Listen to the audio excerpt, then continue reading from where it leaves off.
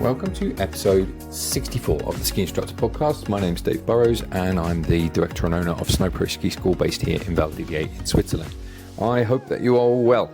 I am sitting here in my office, got loads to do. My to-do list is actually longer in the summer than it is in the winter. I'm in the real phase of like recruitment. Got loads of kind of stuff already to do with like scheduling and whatnot for a couple of months for next year. Team is starting to take shape for next year. Recruited some really good ski instructors and we're pretty much all done with that. So ahead of schedule and now just running around kind of trying to tick off all the other stuff in or on my list, because come July and August no one wants to talk to me because it is high summer. So this brings me to a little bit of time I had this morning to edit episode 64. And episode 64 is going to be part 2 of the Tom Gellie interview that I did. And if you'll remember, the initial Tom Gellie interview that I did, I wasn't very happy with the sound quality. So what I've done is I interviewed Tom again. Part 1 we did 2 episodes ago, and this is part 2. We have a lovely conversation in this one.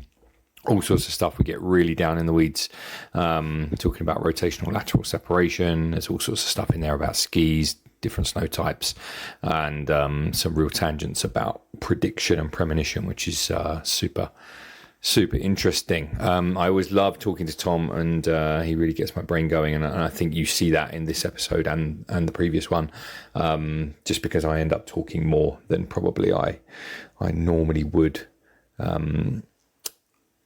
If it was if it was someone different.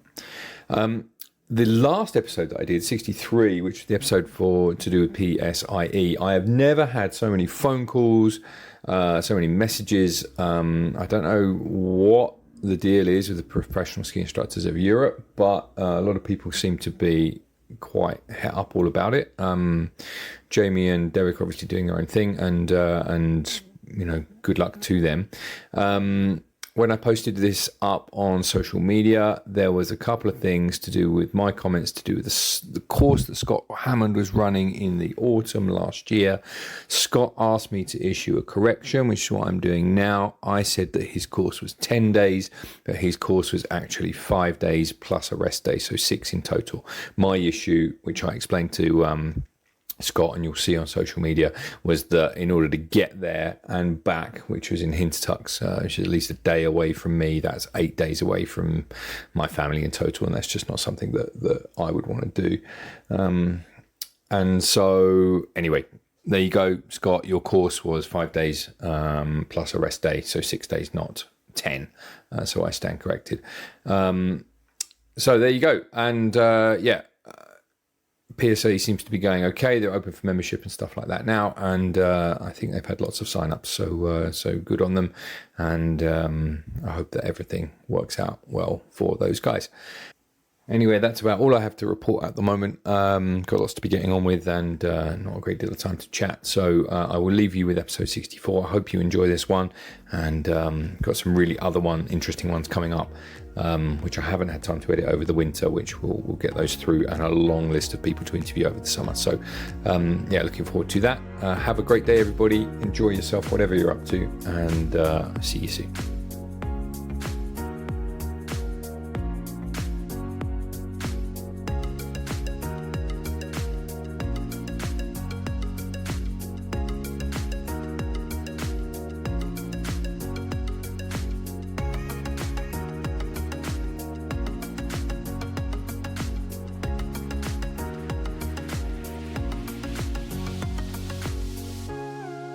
All right, so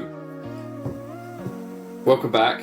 The way that this is going to work, because we thought about this in advance, this is really cool, is that this is going to follow on from episode 1. But episode 1, it's like the magic. I'm showing the listeners behind the fourth wall or whatever it is. So we recorded the first episode before your winter. So I was speaking to you in spring, Southern Hemisphere spring, and now we're in. You must be we're in Southern Hemisphere spring. Oh yeah, I think we spoke early June, so which is autumn. Winter had just started, but the ski season barely sort of kicks off there in Australia. All right. At that point, I have enough trouble with time zones, let alone like time zones plus seasons changes. Seasons, yeah. So you know, on the last episode, you talked about like what you were going to do. How did that all pan out over the winter? How was it?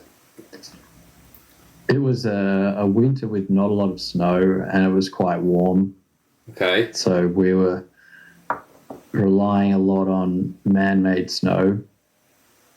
And so that changed a few things. I mean, I barely skied off-piste, but I mean, a lot of the times on-piste was like off-piste because it was sugary and melt-freeze stuff. So by the end of the day, most of the runs, like at Threadbow, there's a run called High Noon, which is a fairly decent steep blue pitch. Yeah. And that would just be a mogul field at the end of every day. It would be really nice for the first half an hour, and then it would just be a mogul field. Okay. So the conditions dictated things a lot this season. However, I'm happy to say I look back at it now and I really see a lot of positives that came out of the season. And I would put those into maybe a couple of buckets.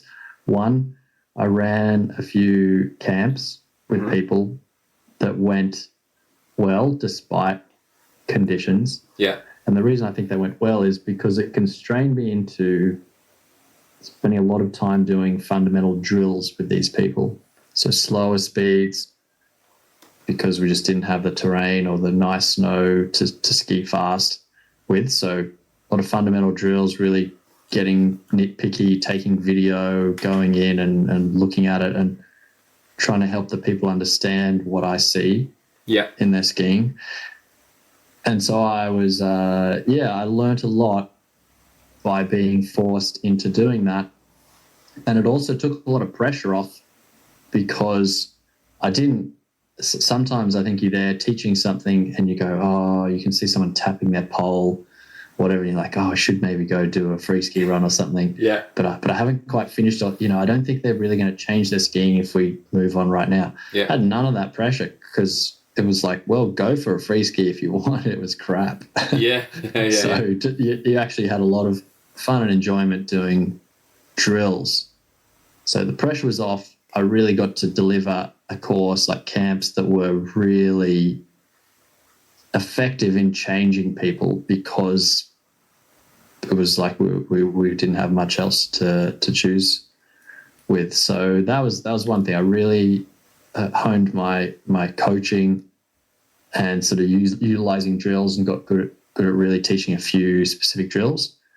And the other thing in my own skiing, I did a lot of short turns and sort of bumps in the chopped up sort of snow. Yeah. And and I really figured out an alignment and a position that I really liked on my skis, and I skied my 185 GS ski or 25 meter GS ski quite a bit in short turns and in bumps, and got kind of a faster rhythm, better at a faster rhythm, a higher pace tempo, and this alignment of where my body is best positioned as pressure ramps up, you know, through the end of a short turn, because short turns, they're kind of like, vroom, vroom, vroom, you know, it's this high pressure, no pressure, high pressure, no pressure, high pressure, no pressure. And so that high pressure moment, that's a really important, that's where you really have to be aligned. The other parts, doesn't really matter. Yeah. You know, when there's gravity and the snow is squeezing you between them, the two things, where you stand becomes really important. Yeah, because otherwise you don't have that sort of skeletal or muscular strength there, right? Like if you're in a bad position, it would be the same as if you're in the squat rack or something in the gym.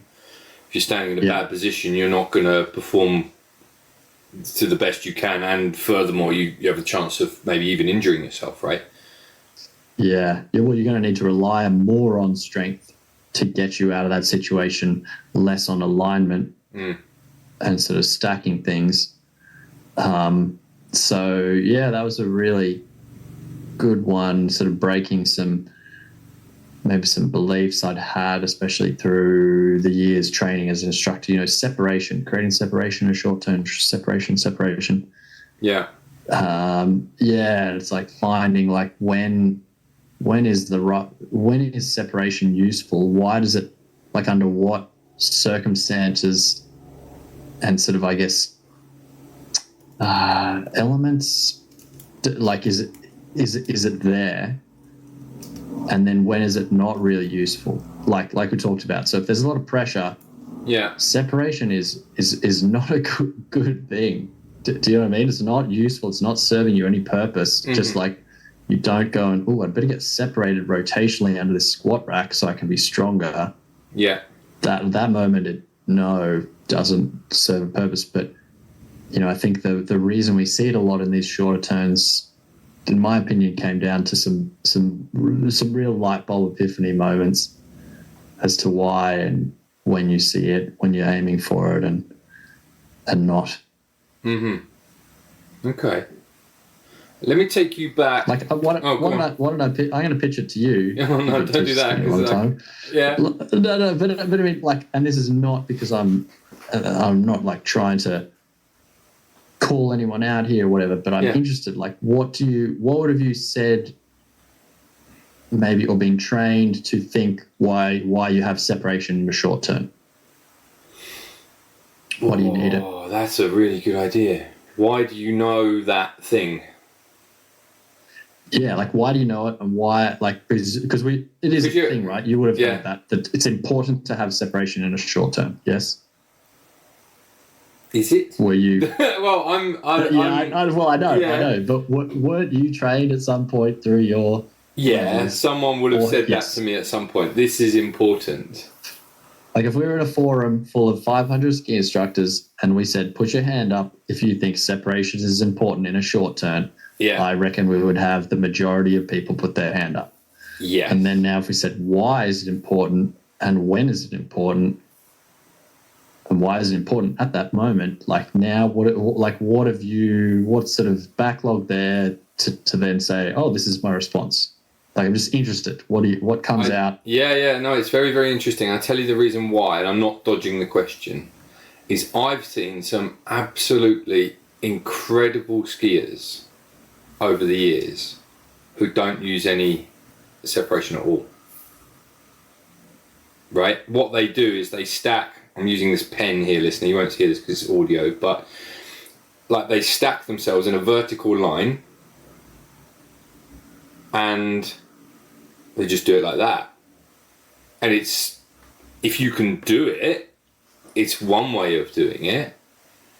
But the reason that I know that it is important to have a little bit of separation, lateral separation within a ski turn. Okay, let's talk about rotation. Okay, sorry. Rotational. Like, legs turned across the hill, body facing down. Well, my point still applies, right? Because I've seen people that do it without as well. Exactly. Yes, yeah. So, but I'm clarifying, because it's a good point, actually, because it's like, is it lateral separation? Yeah. Or is it rotational? So I've seen people do it in all sorts of different ways.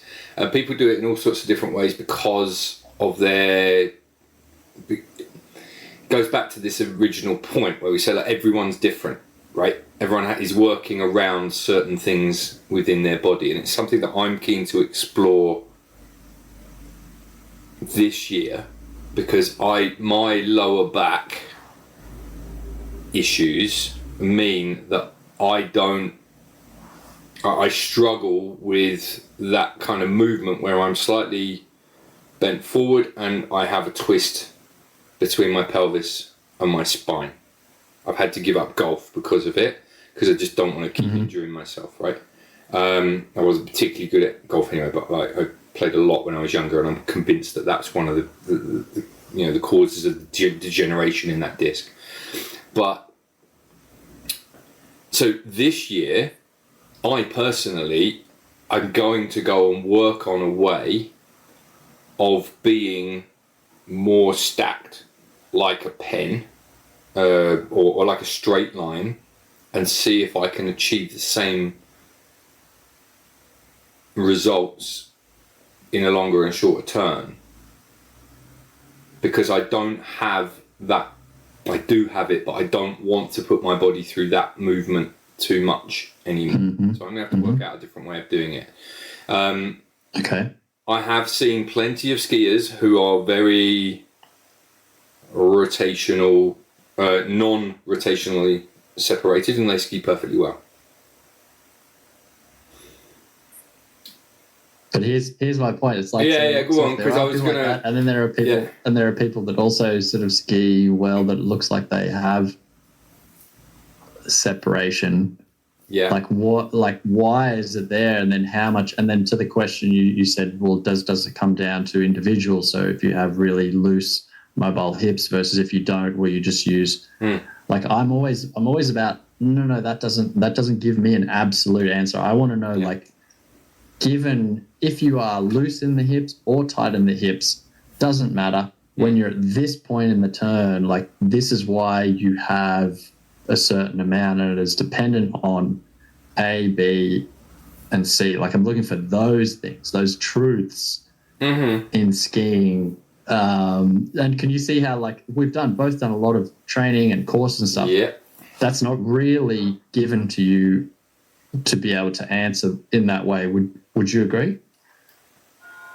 Yeah, I would agree, because I made it through quite a lot of the exams. I made it all the way through up to Swiss brevet or whatever, and I don't separate very well at all. In a short turn, I will, but not that much, not as much as I've seen before.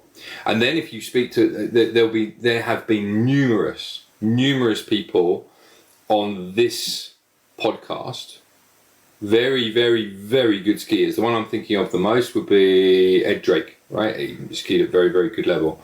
And he was saying the thing that irritates him most was the whole kind of keep your shoulders pointing down the hill thing, right? Now, that is rotational separation in its own way. But I think what happened actually is that there is an evolution of ski design that made it so that you didn't need that same level of rotational separation that you used to need in the old days. There is a certain amount, there's a certain thing these days where actually it's better, and it's better for the vast majority of people, not necessarily people who ski like you or Ed, right? Or you're skiing on ice-injected World Cup piece. For sure, you're going to need a bit of rotational separation at the end of the turn to stack your body over the outside ski. For sure, in order to balance on that surface. So at least you said like a reason why that. The rotational thing put you a little more, like it can put you. So I'd say one reason is that little bit of counter rotational separation, however much, can then mean you can have your upper body flex forward, and that forward flexion puts you over the outside ski. Because you're rotating yourself. Instead of having to do the lateral one, which might be, on your back. So I'd say, there's surely a little bit there reason why it helps with that. But then how do you know, like, what's too much? It's all these kind of questions I'm really intrigued about knowing and answering, because, I've met a lot of really good ski coaches, a lot of really good ski instructors, and like a lot of them don't know the answers to these things because they just pass on the words and thoughts of the person that trained them or the 16 people that trained them. Yeah. And they haven't actually, even though they might not be, and here's the other thing, they might not be actually even doing what they're saying. So they haven't actually stopped and taken the time to go, does what I'm saying I'm doing go with what I'm doing? That's a pet peeve of mine. No, I've got a couple of things about that. So for the vast majority of people that we teach, they don't need, at the end of the term, they don't need, so this is point one, the vast majority of people that they don't teach, so recreational skiers, and even you could probably get away with it even up to ISA level maybe, or certainly level 2, you do not need that much kind of, for the assessment criteria on certain exams, it's like, what is it, on a level 2, you've got to be able to carve down a blue piece or whatever. You don't need at the end of the turn, like I'm a sort of counter-rotated position and a huge amount of angulation, right? You're just carving down a blue piece. You know, like I was on an exam with the head of education for Swiss Snow Sports, guy called Arsene Page, and he said to me, sometimes, Dave, he said, I can't do his Swiss German accent, but he said, sometimes you need to be the eagle, and sometimes you need to be the panther, right? And the eagle was just leaning in, right? Just lean in, let your weight go to the outside ski, and just stand on it. Fine, works, right? It works on a certain pitch. Sometimes you're the eagle. But he said on certain pitches, sometimes you have to be the panther. And what he meant by that was that, you know, you're a bit more kind of stacked, you're a bit more crouched down, you've got a bit more lateral, and you've got a bit more rotational separation going, and you're in a more of a panther position, if you like. The imagery is amazing. It stayed with me forever. And you're right, like the vast majority of the time you're cruising around, and for clients, the eagle will do, right? You don't need to be anything more than the eagle. But so in my opinion, I would say what I'm looking for is what I say and what I teach would be the same for the cruisy, the person just cruises around, to the person that kind of goes to the high level. Because really what I'm after is like efficiency, you know, strong position, good position for the body, ease. So then it's all ends up being like fun, and you can do it for longer until you're, you know, old. Like this idea of longevity skiing, like I want to ski until I'm 100. That's one of my life goals. Good. And so it shouldn't, in that opinion, it should sort of like, there should sort of be this, well, if that principle, then we can take it to this lower end level, and it's still sort of, should apply somewhat, you know.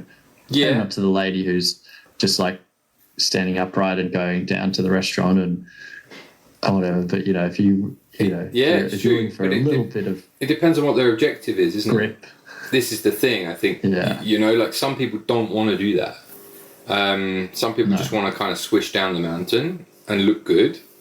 And so then you have to adjust your approach to what they have. I think where we're slightly different here is probably the clientele that you teach is different to the clientele that I kind of teach.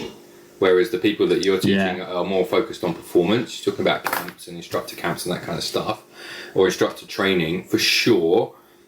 They're going to need to know all of the tools in order to be able to cope with anything that's thrown at them in their ski instructor exams. That's fair. Yes. But if I'm, you know... And I would say, though, that like the people, even the people that like the family that comes and the father and the son take a lesson, they're not really that into it. They do a week or 2 weeks a year, but they're, you know, the conditions are good for... Not very good except for anything else but short turns. So they do have a lesson with the instructor. You know, what they're being taught might not be performance, but how to make a better short turn. What I'm trying to say here is I think there are misunderstandings in like the mechanics of some types of skiing, like the short turn, how much separation, why we're teaching it. And the explanation of why. I think that's, I guess that's what I really, this season, back to your first question, I really played a lot with short turns, tried to have a good answer. So when someone came along, no matter who it was, and they said, how much should you separate in a short turn? I could say, boom, boom, boom. For this reason, and this reason.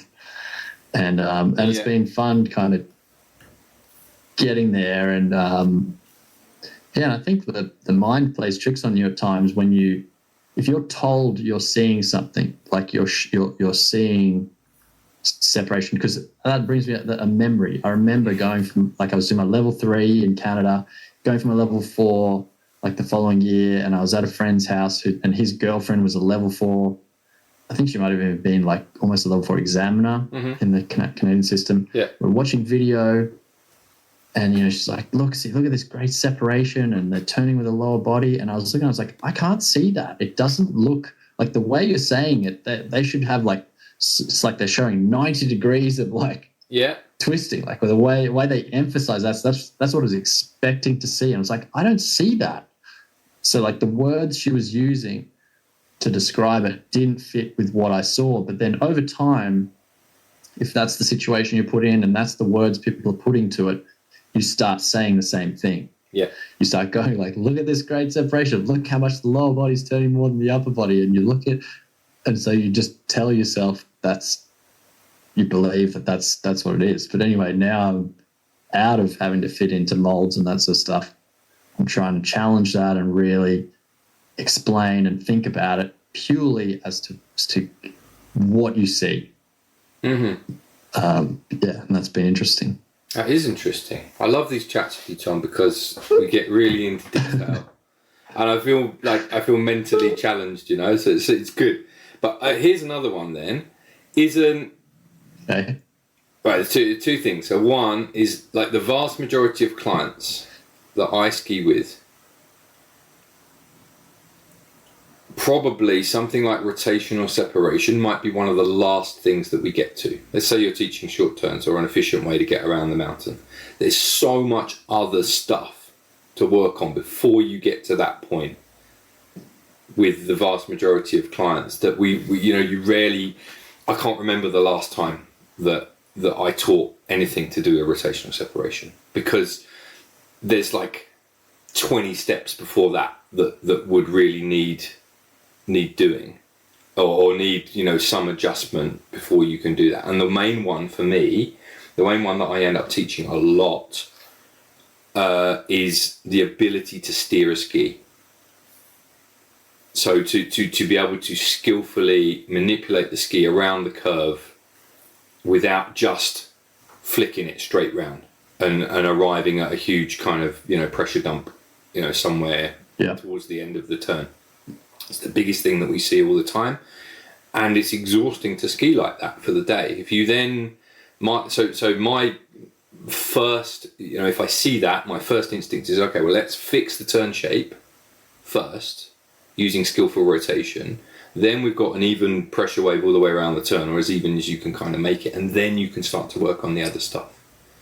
But and then the sort of it's just a huge difference in terms of the clients that we're talking about, is that we don't, very rarely do we get to the point where I'm taking someone, okay, so here's a pitch that you need to go down here, at this point you'll need to be separated in order to make yourself strong, in order to get that bounce and flick into the new turn. It's like, well, yeah, but how many times a year do I actually get to teach that? Like, didn't even get that. Wasn't last year. I can't remember the last time I taught that thing. But here's a thing for you: is being slightly counter-rotated at the end of the turn, is that the end of the turn, or is it the start of the new turn? Yeah. Actually, is it a positive rotation? Because if you look at the World Cup, so I watch this often. You watch the slow-mos of the World Cup. What they're doing, well, I think what they're doing is I don't think that they're coming round the end of the turn, right? I don't think they're coming round the last third of their turn stacked in a certain position to look good, right? So that they get that pick where they're like, oh yeah, I've got my hip on the floor and all that sort of stuff. I think that is actually a positive rotation into the new turn. They're pointing their belly button or their chest at the gate, the next gate. And I think, because it's the way that you do it, right? Like you read the Swiss No Sports manuals and stuff, and they talk about all this sort of stuff. They talk about using a very strong positive rotation. They don't say that is the way to do it. They say it's a way to do it. And it really works for years. Like, as I was going through my level 3 exams and stuff, Andy McCann told me this. He was like, just positively rotate into the turn. Gets everything going. And your body unwinds like a spring, right? Yeah. So is rotation separation? That's what I see as well. Is it the start of a new turn, or is it the end of the old turn? I think. Yeah. Well, I guess you don't even. What maybe blocks you is separating the turn into those specific phases instead of maybe intentions. So at that point in the turn, when you see perhaps a lot of counter or separation, so the skis and legs are pointing one way, the body's pointing the other way, is because the upper body is already projecting ahead itself towards the center of the new part. Yep. And where it is for the next turn is exactly the right amount of separation that is showing up at that point. Yes. So, would totally... We're on the same page on that one. Agree. And I think what happens is also if you positively rotate into a turn, or at least are neutral as you're going across the ski and you're in that initial tip-in phase, what happens is that if you have a slight positive rotation or you're square, you can't collapse your hip. You'll know better than me because you're a biomechanics specialist, right? But I was told, like, and I've been experimenting with it, that you can't drop your hip in too quick because it's blocked by the fact that you're either square or you're rotated. So what it does is it creates a delay which allows your skis to go further away from you, but in a progressive way, so that you don't dump all your edge angle early and you run out of space to go in the turn. Just like you were talking about earlier about where you go, wait, bam, there's the pressure, and then you come back out of it again. Well, that's what I try to do. So as I go over the ski, I try to delay, and I try to delay slightly using my a solid position in my hips. I try to delay to allow the skis to carry on their old path, to go away from me, to reach as far as they could go these days, and then you have a progressive kind of tipping in, ankles, knees, hips, and then you don't use up all of your edge angle in one go. So that's my thinking of how it's done. I'm not sure whether I'm right, but to me it makes sense from a biomechanical point of view. Yeah, and your intention of like why you're moving that way, because you're sort of setting up, like you're talking about that divergence of like where your center of mass is going, where your feet are going. So you send them on these slightly diverging paths, which progressively increases the edge angle through, just because they are going. Yeah. Like the body's diverging more down the hill towards the next apex, and the feet are kind of taking the path of the old turn out to the side. So yeah, and that sort of stuff is I like when people can explain like that part behind it, and then the person's left to figure out to fill in their own blanks, like for the tempo you're making, how much performance, like really what sort of ski you're on. You're just then playing with those things after that. And I wonder how many people think deeply on this topic. I mean, what I've just said is the result of over a decade of experimentation with what works and what doesn't. And I wonder how many people take the time to think deeply about their skiing and experiment with different ways of doing it. I've come to the conclusion that I've come to because it works for me. And furthermore, I've tried all the other ways. So I've tried being completely square. It doesn't really work because you don't get the same range of motion in your hips, which I think where Basie falls down in terms of how they ski. Talk about being square. And I think it's why the Swiss snow sports guys look like they do. It's because they're completely flexible and fluid in how they use their body. And they just kind of do whatever works for them. They're not sort of fixed in a rigid movement pattern. That is sort of put into them. You look at other associations, for example, like Basie skiers ski like Basie skiers. There isn't that much flair in their skiing because they will have looked at, their trainers skied like this, and so that's how they think that they should ski. But I think I've seen some pretty good, but I've seen some, no, not pretty good. I'm not slagging off all of the Basie trainers, by the way. Basie skiers, I got to make sure I say that. Yeah. And don't get me wrong. Tom Waddington. Oh, there is some amazing skiers in there, right? But what I'm saying, like, Jazz.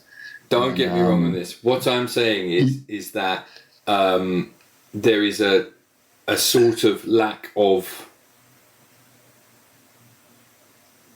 freedom of movement that I see. I'd even say that the thing that I've enjoyed since sort of like separating myself from working with an association and doing big picture skiing is what you just said, that freedom.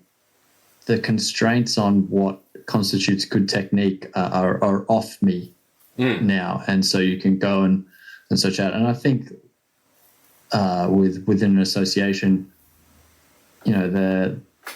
I think it just has to be chosen really carefully what you hold your hat on and what you say constitutes good skiing, because people will then go down that road and they'll follow that. Like it's the words, how I was talking about, like strong leg turning, like really like great turning with the lower body separation, stuff like this, or really angulated, good, whatever it is. But those things, when they become your beliefs, kind of lock you in and don't allow you to maybe experiment. So, yeah, I've just found it interesting when you look at what associations really hang their hat on and what they say are truths and what makes good skiing. People will move down that road, and then that's what creates the look and everything. And there are people within that kind of burst through the ceiling, and from all associations. They're fantastic skiers, but it's interesting sometimes when they have to speak about their skiing in terms of the language their association gives them. It sort of like almost handicaps you a little bit. Yeah, it's like a dogma, right? Like you believe. It's like religion as such, like this is how we do it and this is our way. But how many people have taken the time, or have indeed got the time, this is the other thing, to experiment, like I have done in the past, to experiment in skiing a certain way for an entire season. It's like, well, I'm going to try it this way this year and see if this works better for me. And this year I've got to go back to the drawing board and work out how to get my skiing back to kind of a longer, straighter position. I've got an amazing, I'll show you this. It's not as cool as your picture on your wall. Right, because the picture on your wall is like, cool, you're doing the whole hip down thing. But this is my favourite picture of myself. Hang on, I'll go up. Yeah. Right? It's not an amazing skiing thing, but on that particular picture, that's me on a 186 ski in Megève on a reasonably steep pitch. But I'm not particularly crazy lateral separated. Laterally separated. I haven't got my hip on the floor or anything like that because of the way that I am... separated angles was that what... Like it's still an edge angle, but what I'm saying is you're pointing out it's quite an inclined... It's a very, very inclined position. Heavily angulated. And when I was ski... And if you look at the edge angle on the ski in that picture... because I have relatively short arms compared to my legs as well. So I'm never going to be like a hand on the floor hip guy. Like it's just not the way that my body is made up. But the edge angles on the skis there are pretty cool. I'm doing all the right things in all the right order. I am stacked in a line, essentially. And that, for me, with the way that my body is right now, is a very, very strong position that is repeatable. If I try to do what you're doing in the picture behind you, I can't do that. Right? Like that's... Well, that is pretty long, I have to say. Yeah, it is. It's deceiving because you have a look and there is not that much. No, that looks a bit... The angulation is in my neck. It's actually because I'm trying to keep my head level. Yeah. That's the big difference. But you go like at that hip joint, maybe I've got 3 or 4 degrees more hip angulation than that's a pretty yourself. Cool picture. But I was going down the same path of you asked about what's this season, what I've been working on, short turns, that's the stuff. The snow was not conducive. I had one day of long turns and it was bulletproof snow, and then an hour later it was mush. But yeah, this I do remember a season working a lot on inclination, just like don't angulate at all, and really experiment with that. And there was a guy. 2 guys I used to work with. My first boss at the ski school I used to work for, and a guy who's still around the mountain. I saw him the other day. He's a great guy called JD. Those two used to race monoboard back in the old days, like when people were doing crazy stuff. And so their ability to just massively inclinate is incredible, because they didn't really have any other, they had an amazing feel for what would be, I guess, the inside ski. So that guy JD, when I see him around, he just leans over and he's fine with it. Yeah. And I think if you lean up, if you're very skillful with how you retract your inside leg, you can. And if you go fast, if you go fast, that's a big one. If you go fast and you have sharp skis, and you shorten that inside leg, you don't. That's what Ted Liggety's turns are. That's right. That's what that picture looks like of you. I don't want to blow smoke up your ass, but like that, there's a very, very similar picture to that famous Legacy picture, right? And I just think that there's more than one way to skin a cat, and that's such a cop out. Yeah. But it's true, and I think you've got to do what works for you. And I wouldn't advocate at all for the vast majority of people, to ski like me. I was on an exam once in Val d'Isère with Giles Lewis, and he skis very he's an amazing bump skier, but he skis very, very very inclinated when he does long turns.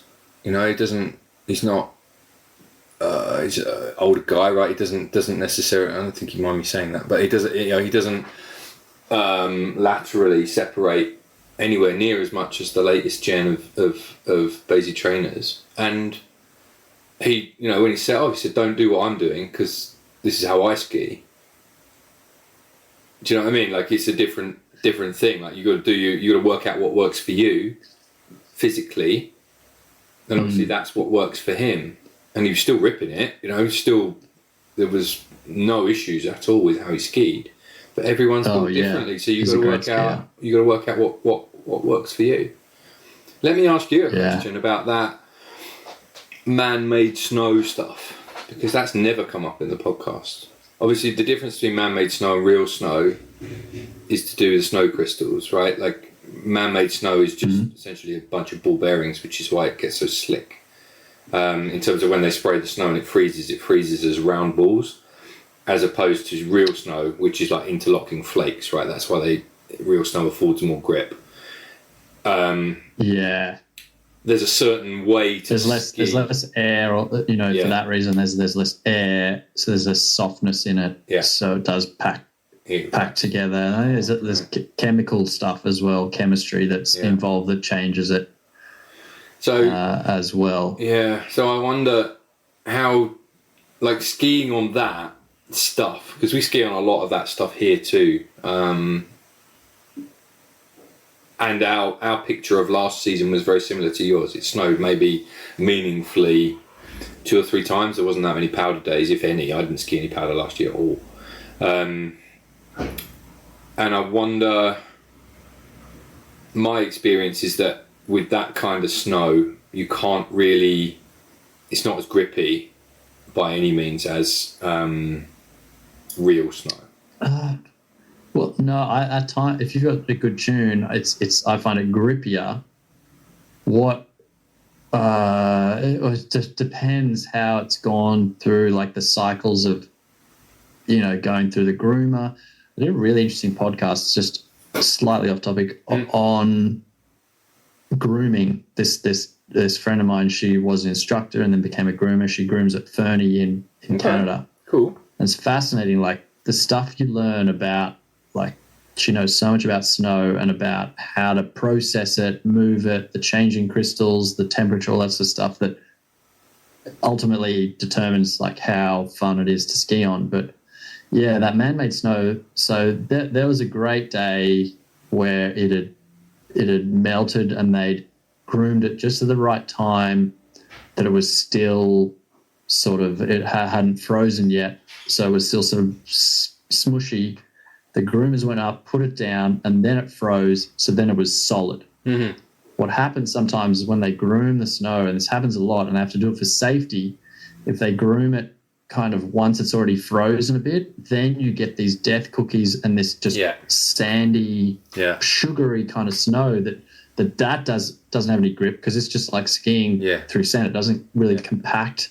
And it's heavy and it's hard work. So there's so many things to it, like that man-made snow. It can be really hard work, but if it's good, it can be really grippy. It lasts way longer than natural snow. Like it can get melted, froze many times and still hang around. Like I was shocked. I thought, the season's definitely done after like today. And the next day, 2 weeks later, my God, we're still skiing. Still going. Like the technology is amazing. And, if people are willing to pay, this is what the head, like the mountain manager for Threadbow was saying to me. He said, if people are willing to pay for it, doesn't matter if we get like minimums of +5, +10 degrees, we'll be able to make snow. Yeah. I don't know if you've seen those slushy machine things, but they can basically, they're expensive. They are. I'm seeing it in Japan. Like Japan, all these lower parts of the resorts, they have these kind of snowmaking machines that just like spew out this like frozen chunk, and then they spread it out, and it makes this amazing. Like they get that to freeze, and it's like a rock hard base. So there's those, that kind of snow as well thrown in the mix there. There's one thing I wanted to mention. I think there's a really good book that people should listen to. I reckon you'd like it, Dave. It's called the Prediction Machine. Oh, right. And so it's by Andy Clark. Okay. And it's sort of a neuroscience-y kind of book, but it's about a model of how the brain works as being more a prediction machine. And so like a recognizer of patterns. Well, it's like one of the main purposes of your brain is to try and predict things before they happen. Yeah. Because then that's quite efficient and it keeps you safe. Versus like one of the original models of how the brain worked was more this feed forward, like a camera. It takes in the information first. Like I see you, process that, and then like I react to it. But that's kind of slow. Yeah. Whereas this prediction machine is, I already knew you're originally from the UK. Yeah. Your rough age. Yeah. Like these things are already changing the way I perceive you and the kind of conversation we have, and then but why I'm really interested to do with skiing is because if the way we kind of operate is this prediction based sort of operation, you get to the top of a run and like the turns you're going to make, you've already in your head predicted mostly like how fast, how much to lean, how much to turn, all this stuff based on all the experiences beforehand, what people have told you, blah blah blah blah, all this different sort of stuff. Yeah. And which is really interesting because then it comes back to the association thing. So if people are being told certain things and they're basing their model on, if I do this, then this will happen. If I angulate more, I will get more grip. And so if I lose grip, angulate more to get it. You'll always be stuck in that loop. But you can change this prediction model. So we're constantly changing it based on like things that are happening to us. So you do it, you angulate more because you're slipping, and if it doesn't grip in this certain situation, you stop and you go, "Oh, that didn't work." Predictions. Yeah. There's a prediction error. Yeah. Need to go and like change that. And a fascinating part about it, and I think I'm going to try and relate this to people that get stuck in a rut with their skiing. Depressed people versus normal people, when they get told like the reason something is happening is because of this, they don't take new information on board and change their predictions. They go, no, it's already happened to me 16 times. Nothing's going to change. Yeah. So they don't change their model at all. Like that's this fascinating thing about like depressed people, whereas non-depressed people do. you constantly update your model. If you get new information, you take it on board, you change your model, and you move on. So maybe think about skiers, like the people that get stuck. They're not really willing to update the model and change the way they predict. Do you know what I'm trying to get at here? On the very, very first episode of this podcast, which is a long time ago now, and as today I got the very first one that we ever did was with Phil Smith, and he talks a lot about sort of open environments. I don't know if you've come across this idea before. That the environment is already changing, so that those most willing to adapt to their environment, or those who are able to adapt to changes in environment, are the ones that will do the best. So you can look at a slope for sure and go and predict with a fair degree of accuracy what it's going to be like. But the minute that you make that literally the first turn, you then get a whole bunch of extra information. It's like, it's a little bit, harder here than I thought it was going to be. It's a little bit more slippery here than I thought it was going to be. And you have to adapt in real time according to what's underneath your feet. And a lot of that is probably to do with the experience that you have. So if you've been skiing for 3 weeks, you don't have the same amount of data nowhere near that you have if you've been skiing for 10,000 hours or something like that. And so one of the first things that I always do with clients, which allows me to look at them, and I think that the listeners have heard this before, it allows me to have a look at the clients when they don't think that I'm looking, and also just for everyone's benefit, is to do the first run of the morning. So say to them, look, no one's judging anyone here. Like, all we're going to do is just ski for a bit. And I want you just to think about what the snow is like this morning. Tell me what the snow is like. And then when we get to the lift, we're going to ski all the way down there. And we get to the lift, just give me a couple of thoughts that you've got about that. That allows them to focus on what they're skiing on. It allows me to have a quick look at them without them thinking that I'm looking, because we can all do that without without them realizing. And then you get a really good idea. Everyone gets a really good idea of what they're dealing with, and then you can say, okay, on this kind of snow, because I think it's all important that it's like, we're not just going to impose one movement pattern on all snow, because it doesn't work like that. You have to be able to adapt and use different things at different times. It's quite difficult to get all that done within a sort of bog standard 2 or 3 hour lesson, because you can't go into all of the different things that you need at different times, all of the things that you need in the toolbox. But so often you're just giving clients the thing that will give them the most benefit within that period of time. But if you've got someone for the long term, or they're there for a week's camp or something like that, you've got a really, really good opportunity to build a set of skills with people in order for them to be able to adapt to whatever's underneath their feet. Does that kind of make sense? Yeah, exactly. Well, totally. And that comes back to that prediction thing, because if you have a bunch of information, you can kind of look and you go, oh, there's a sheen to this snow. Yeah. I'm kind of predicting it's going to be slipperier. Yeah.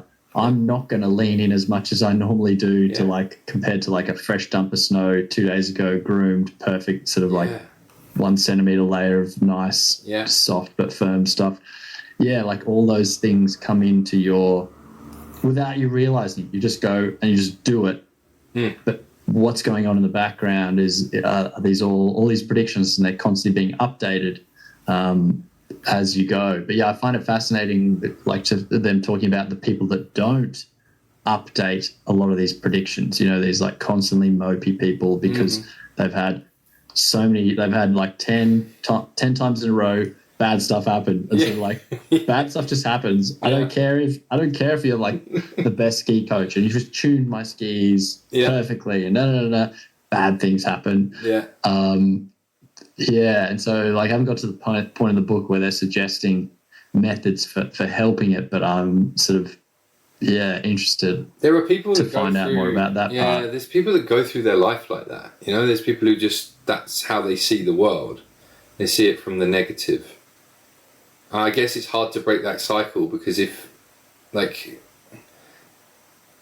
a lot of it's based on like them, you know, like, and they probably did have a bunch of stuff that just really sucked. Yeah, but and you have it enough times, you just avoid. For sure. Yeah. But for example, there's a lot of stuff in life. I'm thinking specifically media and social media that is pointed at people, that is designed to be divisive or paint the world in a certain light, that reinforces that if that's what the way that you see the world.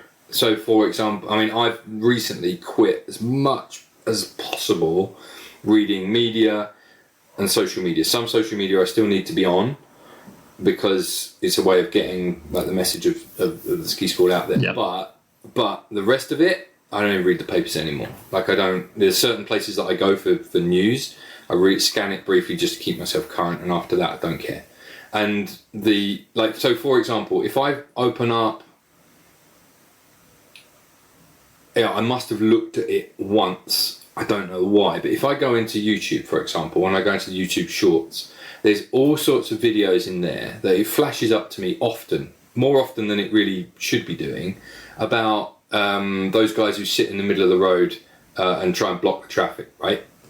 And it's really, I don't know why it's there, because I've never really looked into that kind of stuff, but it's there, and it's designed to make me pissed off, right? And I look at this, why am I even seeing this? Because I'm not interested in it. It doesn't affect me day to day. There's no one in the village that I'm in sitting in the middle of the road telling me there's a climate crisis or anything. So why is it here? Then, the other one that I gave up, there was German-speaking website that I sometimes read, and it's all written from the perspective of, like, everything is shit. And there's never any, like, good news stories. Like, everything is shit. And all media is like that, right? Everything is shit. There's not a newspaper that exists that only writes good news stories because it's boring. No one wants to read that. They don't make money out of that. And so you're sort of, if that's your mindset, and your mindset is, like, everything is shit, there's plenty of things to reinforce your internal message that everything is really genuinely shit. Whereas actually there's a lot of good going on in the world. You just have to kind of wander around and look at it, or let it come towards you. It's I want to go back to the thing you were talking about, prediction, because this summer, and this is going to seem really out there, so just bear with me on this, because this isn't a very well thought out idea. Okay. I've been looking at prediction. You could almost interchange the word with, like, premonition. Whereas I've been riding around on a motorbike all summer around Switzerland, and I have, on a number of occasions, without knowing it, without having any foreknowledge, I've thought to myself, like, for example, that something is going to come round this next corner,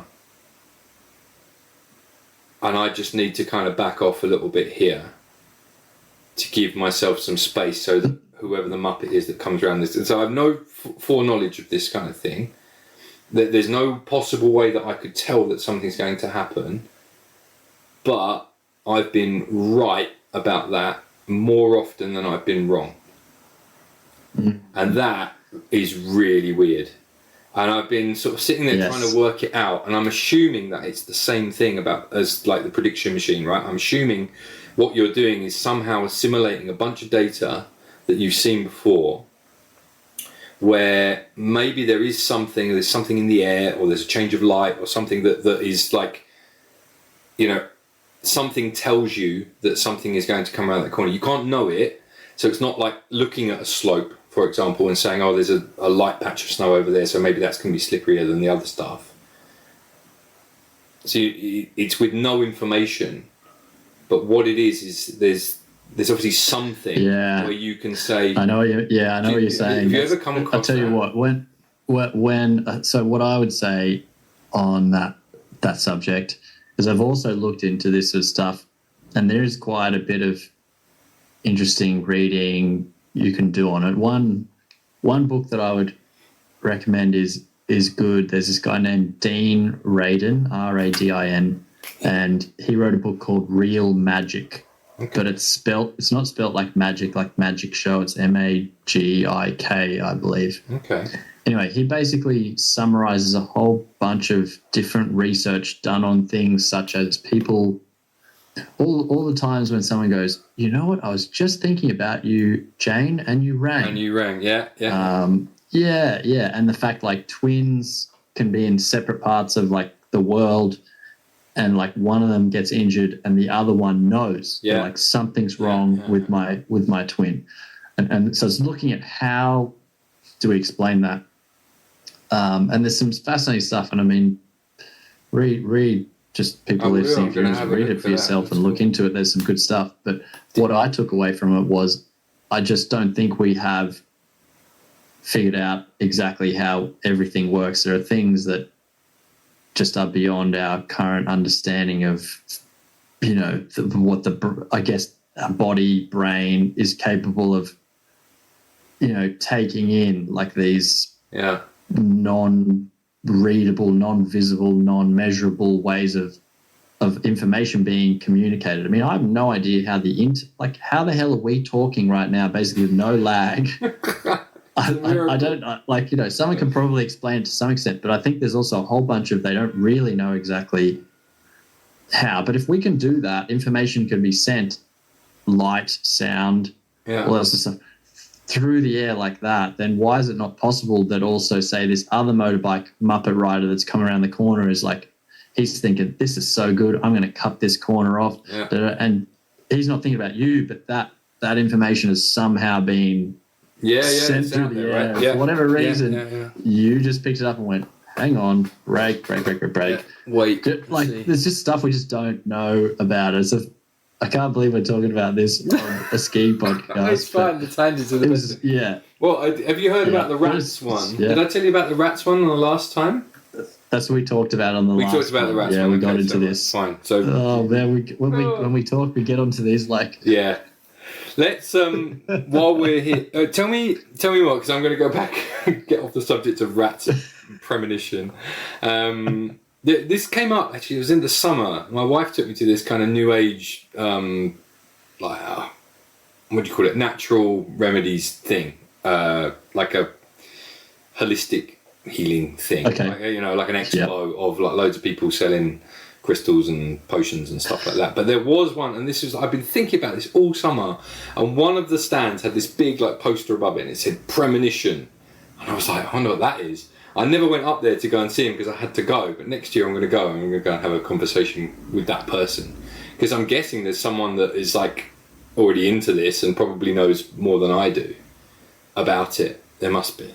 Anyway. Yeah. Let's. I think we'll wrap up that bit by just saying I think there's some really interesting stuff out there, and I think the whole same idea of like not being closed-minded, and being interested in this stuff. There's some just fascinating things that just make you think, and it makes life really fun. Yeah, I think so. There's definitely more out there than meets the eye. That's for sure. Yeah. Tell me about long skis in bumps. That's interesting. Yep. I've skied a long ski for a long time. I don't ski them that long anymore, but I kind of miss my long skis to a certain extent.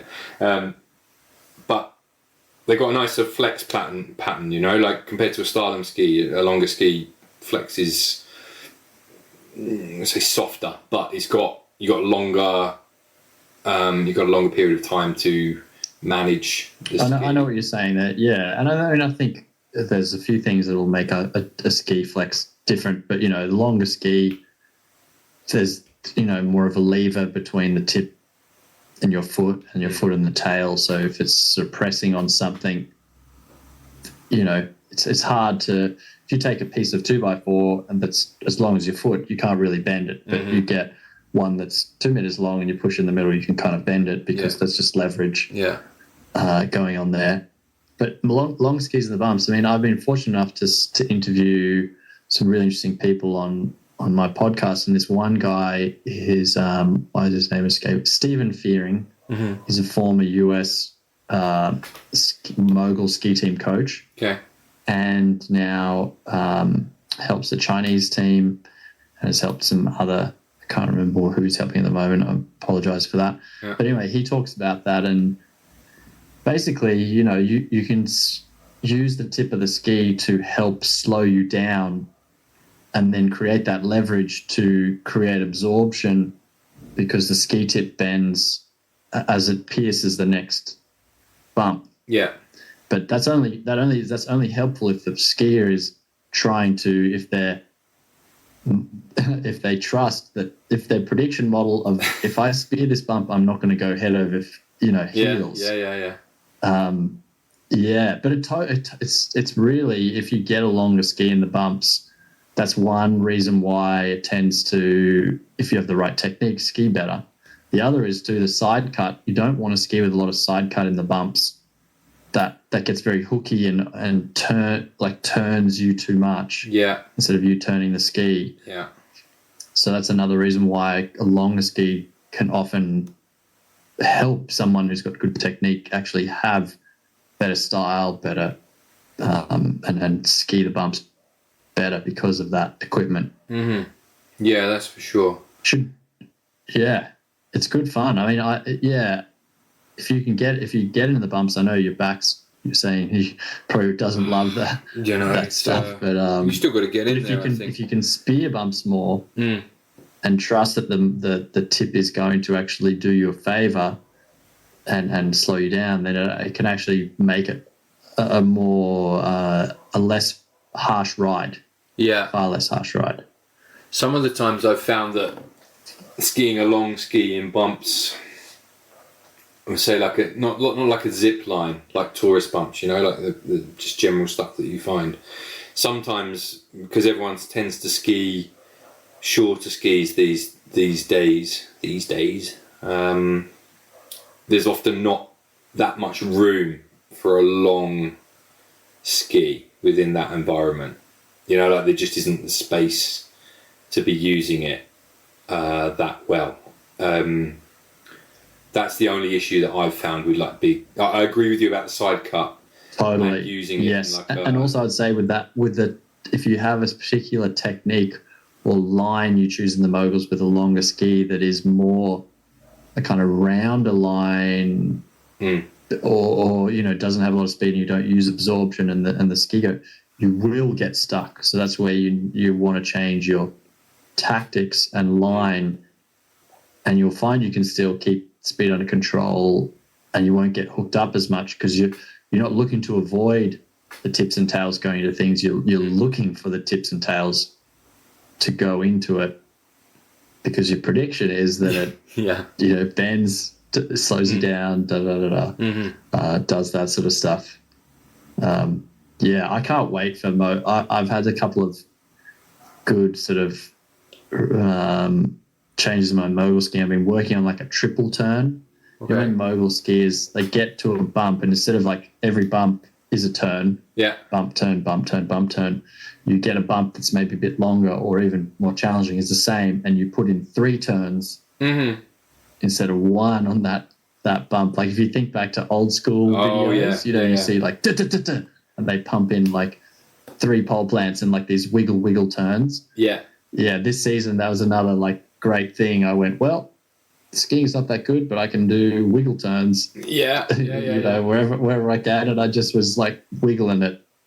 I think someone said to me all the way down the lift. Someone said to me once about moguls, the thing is, I think if you just the minute you stop moving, turning, or doing something, you're dead in the moguls. You know what I mean? You can't have any dead time. Static. Because you lose it. So if even, you come to a place and there isn't an obvious turn there, you do exactly what you said. Turn. Just do That's something, right. Anything. Or put in a couple where there isn't a couple to be had, or there isn't an obvious couple. A couple of turns, and then that kind of just keeps you going, keeps you flowing down the hill. And that's always been a useful trick for me. It's just definitely that concept. You just got to keep moving, or keep turning, even if there isn't a turn there to be had. What? Yeah. The guy that you were the mogul's coach that you were skiing. Stephen, yeah, Stephen. Like, did he say what? I've always looked at the mogul guys' skis, and they're a bit unique. Like, they don't look like anything else. How long do they ski them? Did you go into that? Like, how long are they? Yep. Yeah, we went to that. He was sort of generally said for females, it's around like 175, 178, even 180. Oh, wow. And then, yeah, I know. So longer. And then guys a little bit longer than that. Curious. Wow. They were both fairly long, very skinny. Yeah, I've seen that. Faster edge to edge. Yeah. Like they're... I'm not much sidecar.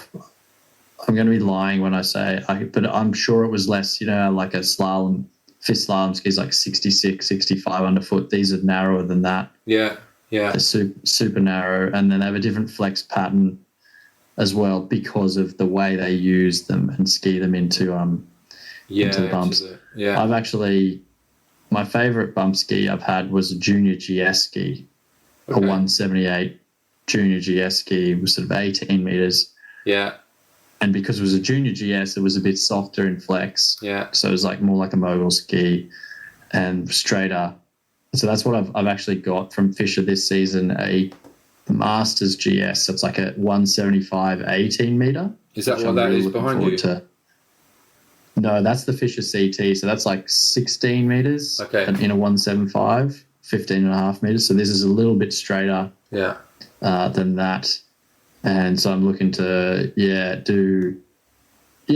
I'm enjoying doing like a more steered classic short turn with a GS ski, moguls with a like Masters GS ski, and then also the longer turns.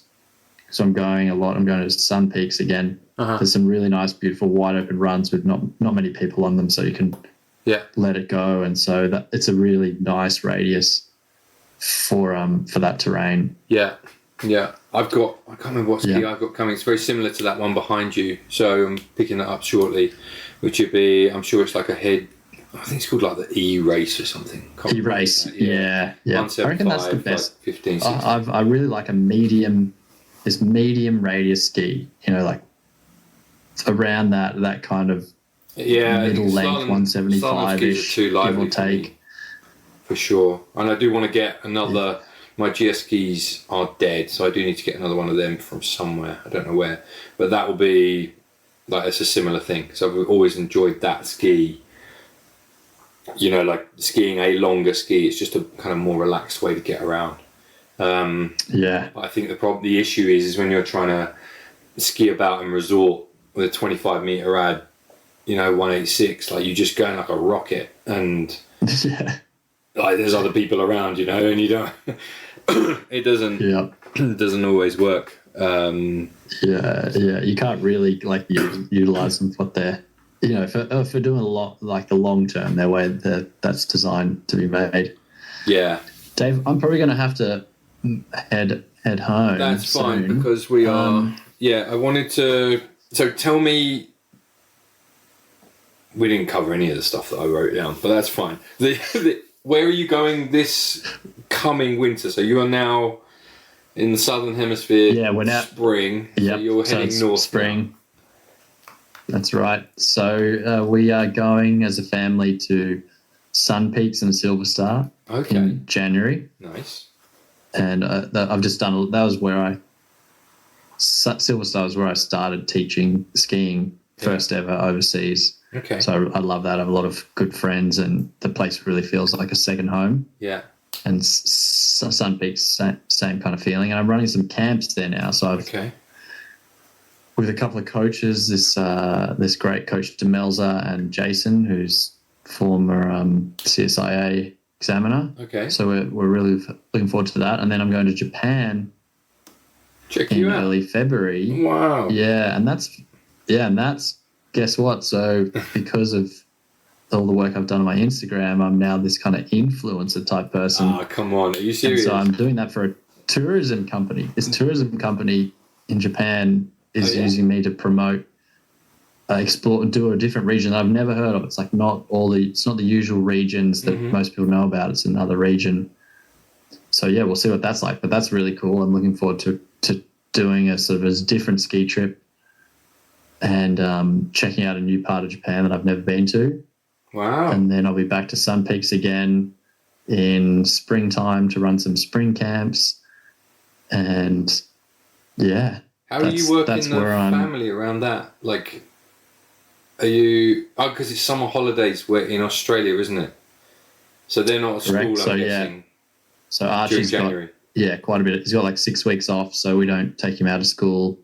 He's on holidays for January, and then I'll go on my own to Japan and then back to Sun Peaks again for a couple of weeks to do these other camps in spring. Check you out, like this roving ski pro. It's really cool. It is very cool. It is really cool.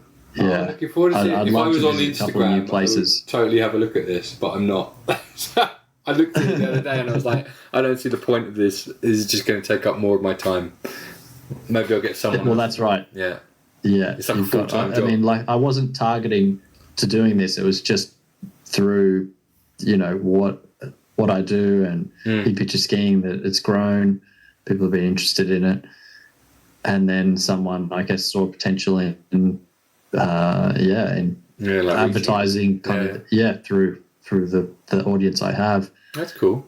No, it's really cool.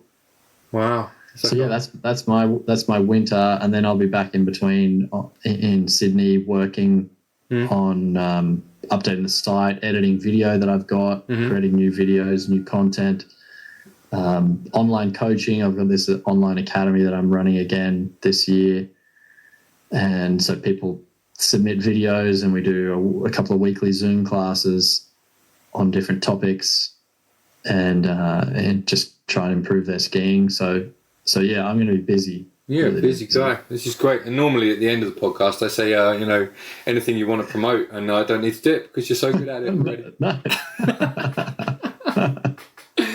All right. Well, I appreciate you. Yeah. Setting some time apart to have me on your show, Dave. Really enjoyed chatting with you, especially about the premonition stuff. Mate, you're going to look out for that stuff. More into it. Yeah, look, I totally am on the same page there. There's been other times where there wouldn't be that I have this gut feeling saying if there wasn't something around that. It's no, there's definitely something out there. There's like a fascinating. I don't know. I haven't thought it through. It's like a force field or something, and you can tune into it if you want to. It's really And humans, we just want to know. Humans just want to know. I'm probably part of that prediction thing. We're just like, if we could predict what's happening, like, we can just go ride fast because we can trust in the force field that it'll tell us when something, without seeing. Yeah, but also it's giving you, more often than not, it's giving me information back that says, watch out. So it's not like I suppose it's a force for good in that way, but what it's doing is saying, it's like a preserving kind of force. Do you know what I mean? Like it's this is a bit out there. Yeah. Well, I just think it's just picking up, just like your eyes pick up light to interpret. Vision. You can see danger because you know that tree, if you hit it, is going to hurt, and sounds and that sort of stuff. There's just another kind of type of data information that's coming to you that we just can't. We can't measure, or we don't know how to measure, or we don't know much about. Maybe that's what it is, but we'll leave it there because it's gonna we're in the wrong podcast for that. All right, so check out that book. Yeah, please do. I've written down them all, and what I'll probably do, I'll link them, and I'll also link your website in the notes in case anyone wants to get in touch with you. So, thanks, Dave. Cool, awesome, mate. Thanks a lot. We'll be in touch over the winter. Yeah, looking forward to it. Stay in touch, buddy. I'll see you soon. Thanks.